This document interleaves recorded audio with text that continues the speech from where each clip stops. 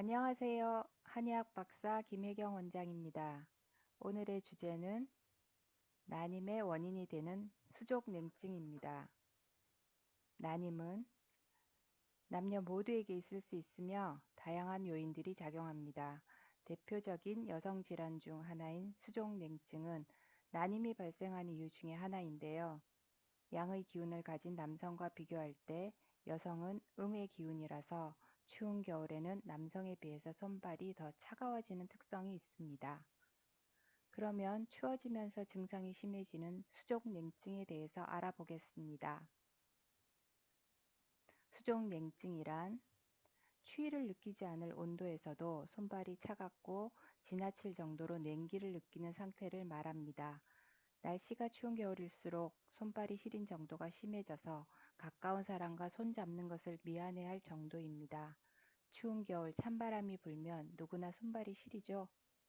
하지만 추운 곳이 아닌 따뜻한 곳에서도 손발이 시리고 차가운 느낌이 있다면 바로 이런 분이 수족냉증입니다. 현대의학으로 볼 때 수족냉증의 원인은 호르몬 불균형과 혈액순환 장애, 그리고 편식이나 다이어트 등으로 인한 영양 상태의 불균형입니다.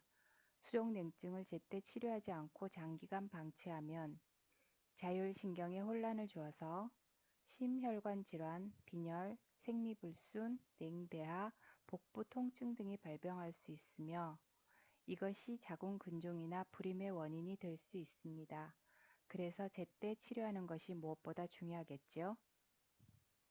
동의보감에서는 배꼽을 항상 따뜻하게 하면 질병이 생기지 않고 혈기가 왕성해지고 자궁에 찬 기운이 있으면 아이를 낳지 못한다고 했으며 자궁의 온도가 따뜻하면 어혈, 노폐물 배출 및 혈액순환이 잘 되고 자궁과 난소의 기능이 바르게 되고 생리가 원활하고 임신이 가능해진다고 했습니다. 다음은 수족냉증의 증상을 보겠습니다. 가장 많은 증상은 손발이 시리고 저리는 것입니다. 그 외에 손바닥에서 식은땀이 나기도 하고요. 소화가 안 되고 설사를 자주 하기도 합니다. 손발만 찬 것이 아니라 배도 차가운데 특히 배꼽 주위가 많이 차갑습니다. 얼굴이 희고 창백하거나 기운이 없고 피로를 자주 느낍니다. 그리고 몸이 차가우니 당연히 생리불순이 따라서 옵니다. 이런 증상들이 있으면 수족냉증을 의심해야 합니다. 다음은 수족냉증을 예방하는 생활 습관입니다. 가장 먼저 신체적으로 무리가 갈 정도의 과로는 피하는 것이 좋습니다. 이것을 병인으로 볼 때 노곤이라고 합니다. 노곤하면 기운이 빠지고 혈액순환에 문제가 발생합니다. 그 다음으로는 스트레스를 풀 수 있는 방법을 찾아야 합니다. 칠정의 병인이 있으면 열이 가슴으로 몰리면서 손발이 차가워집니다. 평소에 쌓인 스트레스를 풀 수 있는 취미나 운동 등을 만들어 놓으면 좋습니다. 그리고 규칙적인 식사 습관을 지키는 것이 좋습니다. 식사 습관이 불규칙하면 식적의 병인이 발생합니다. 소화가 안 되고 배탈이 나면 손발이 차가워지는 것을 경험해 보신 적 있죠?